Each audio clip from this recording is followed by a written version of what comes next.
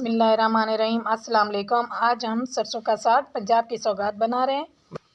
साग को हमने छोटा छोटा काट लिया है, बहुत ही बारीक सा काटा है, ये भी जल्दी गल जाता है। अब इसमें शामिल होने वाली 2 किलो मेथी, वो भी डालनी है काट के। 2 किलो पालक ली है, वो भी हमने इसमें डालनी है। अब साग को काट के हमने पानी चढ़ा दिया था, गर्म पानी में ही साग को डालना है। अच्छे से बॉयल होते हुए पानी में डालना है इसे। पालक भी डाल दिए। इसे ऐसा ऐसा डोई के ढंग से नीचे से करना है, साथ साथ इसे मिक्स भी करना है। लाल मिर्च, हरी मिर्च वो भी डाली हमने इसमें, मेथी भी डाल दी है। फिर से हम इन्हें मिक्स करना है। इसे बहुत सारी देर बॉयल करना है, फिर इसको ढकना लगाकर पकाना है। अब साग हमारा गल चुका है। अब इसे हम घोटेंगे मन्ने के साथ, अच्छे से मिक्स करके फिर हम इसे घोटेंगे।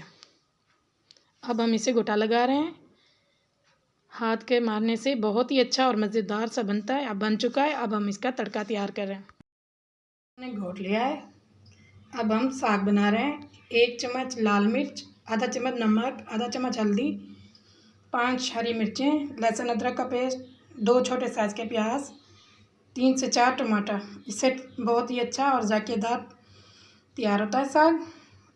साग के अंदर भी हमने हरी मिर्चें डाली थी, लाल भी डाली थी, नमक भी थोड़ा सा डाला था। घोटने के बाद ये बहुत ही मज़ेदार नमकीन सा तैयार हुआ है। अब हम इसे तैयार करेंगे। के लिए 1 कटोरी घी हमने शामिल कर दिया है। इसी में हम मसाला बनाएंगे साग को तड़का लगाने के लिए।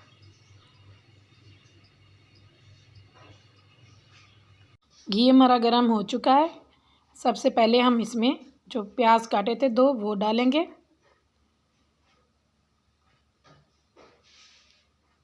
प्याज को हल्का हल्का ब्राउन कर लेंगे। अच्छे से इसको गोल्डन करना है।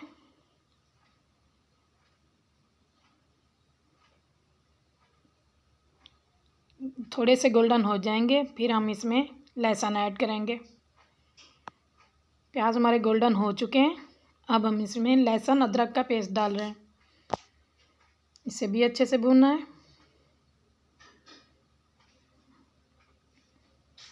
चम्मच चलाते रहना है कि लहसुन जल नहीं जाए।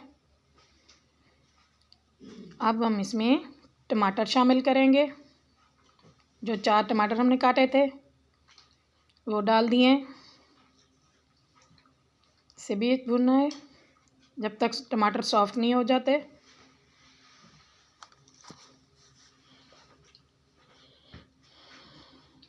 हल्के हल्के थोड़ा सा पानी डाल के हमने इसे गलाना है मसाले को। अब हम इसमें 1 चम्मच नमक, आधा चम्मच हल्दी, 1 चम्मच कुटी मिर्च ये भी शामिल कर दिए। अब इसे भूनेंगे। इसका जब तक मसाला पूरी तरह गल नहीं जाता, फिर हमें इसमें हरी मिर्चें शामिल करनी है। 5 से 6 हरी मिर्चें काट के डाल दी हैं, ये भी बहुत अच्छी लगती हैं।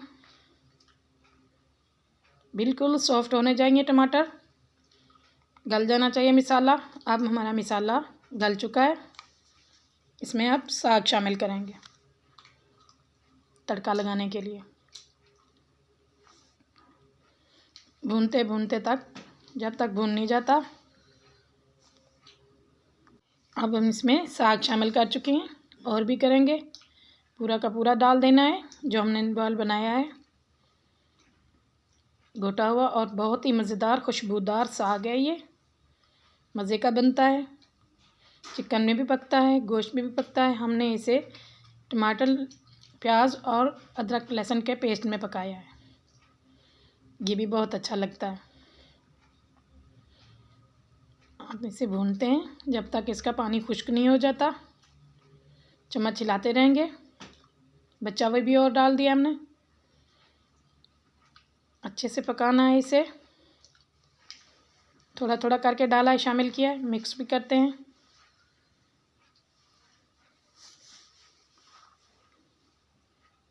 सारे का सारा हमने डाल दिया है। बर्तन को बिल्कुल साफ़ कर दिया है। अब हम इसे मिक्स करेंगे। बिल्कुल जब तक फ्राई हो जाएगा फिर हम इसे उतारेंगे। अच्छे से साग और मज़ेदार सा तैयार हो जाएगा। चम्मच हिलाते रहना है, देखना है कि कैसा लग रहा है। अब हमारा साग तैयार होने वाला है, बिल्कुल भुन चुका है, घी भी बाहर आ चुका है, अच्छे से भुन चुका है। अब तैयार है ये साग। अब हम इसे सर्व करेंगे। बॉल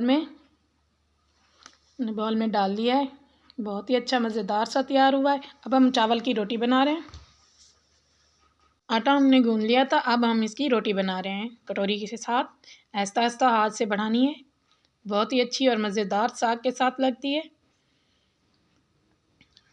बिल्कुल हल्के हाथ से बनानी है, बहुत ही अच्छी बनेगी। अब हम इसे पलट चुके हैं, रोटी हमारी तैयार हो चुकी है।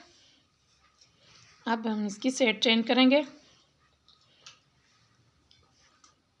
हमने थोड़ा सा इसे घी लगाया था, इसीलिए ये फ्राई हो चुकी है। अब रोटी बहुत ही मज़ेदार और कुरकुरी सी बनी है। सारी रोटियां हमारी तैयार हो चुकी हैं। अब हमने रोटी उतार ली है, बहुत ही अच्छी और मज़ेदार सी बनी है। लस्सी भी बनाई है और मक्खन, बहुत ही अच्छा लगता है रोटी के साथ, साग के साथ। अगर आपको अच्छा लगे लाइक और सब्सक्राइब कमेंट कीजिएगा, ज़्यादा से ज़्यादा वीडियो को शेयर कीजिएगा। शुक्रिया, अल्लाह हाफिज़।